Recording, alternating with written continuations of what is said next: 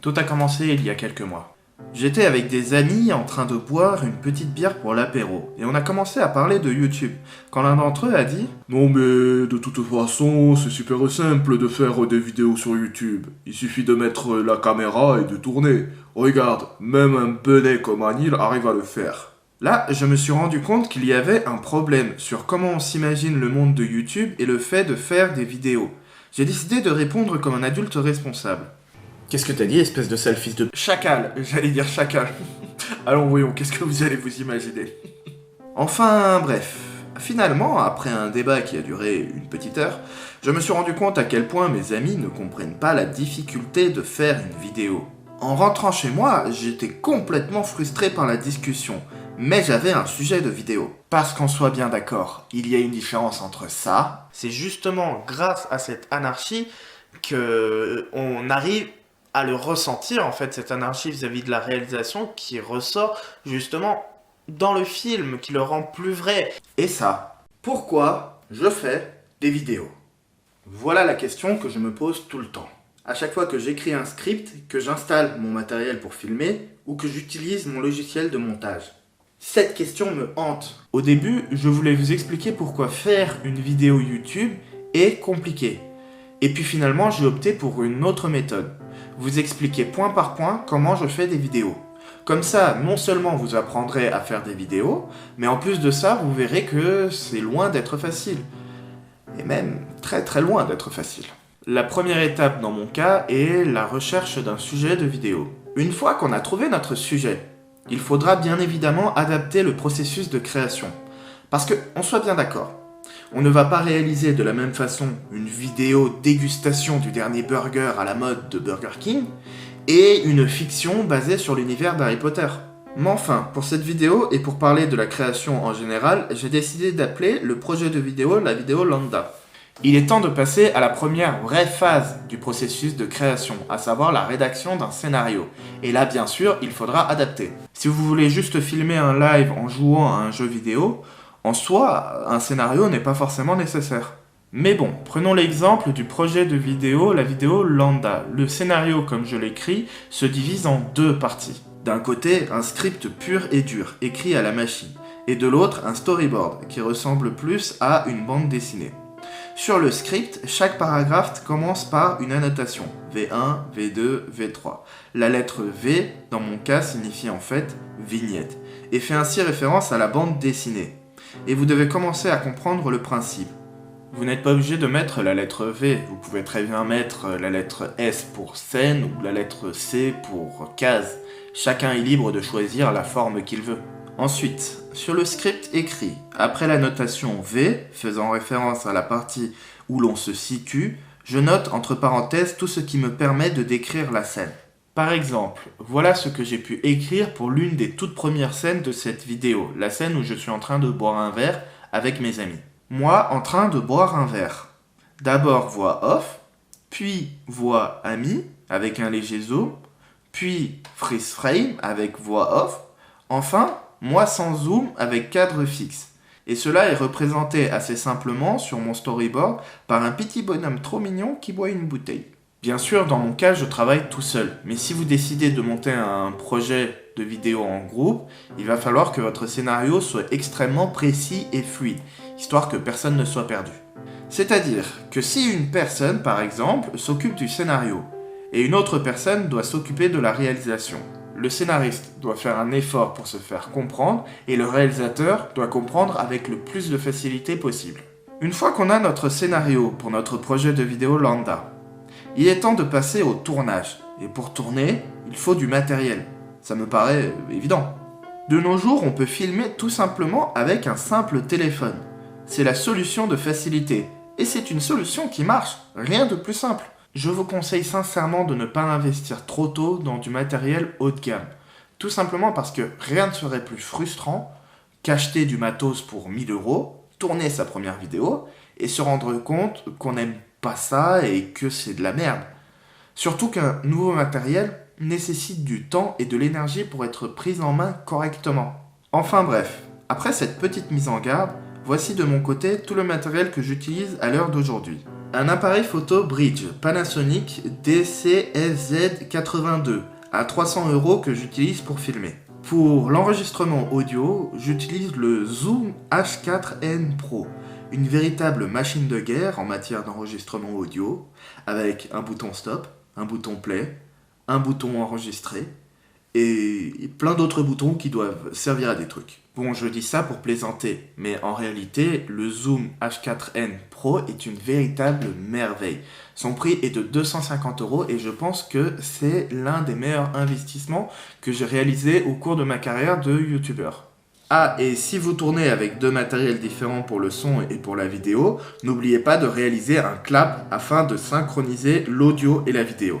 Dans mon cas, je le fais à la main, mais vous pouvez toujours acheter ça si vraiment vous êtes sur un projet plus ambitieux. Ensuite, en vrac, pour la lumière, je dispose de 6 parapluies avec ces 6 trépieds. J'en avais eu pour 140 € à l'époque. En prime, 2 autres trépieds, pour la caméra et pour l'enregistreur audio, qui ont coûté environ 40 € chacun. Enfin, un petit trépied de bureau, que j'utilise parfois pour mes lives.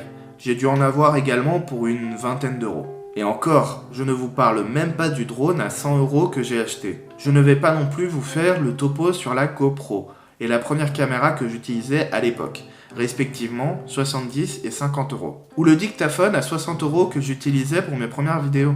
Si on fait la somme de tout ce que je dispose à l'heure actuelle, on en arrive à la somme de 1070 €.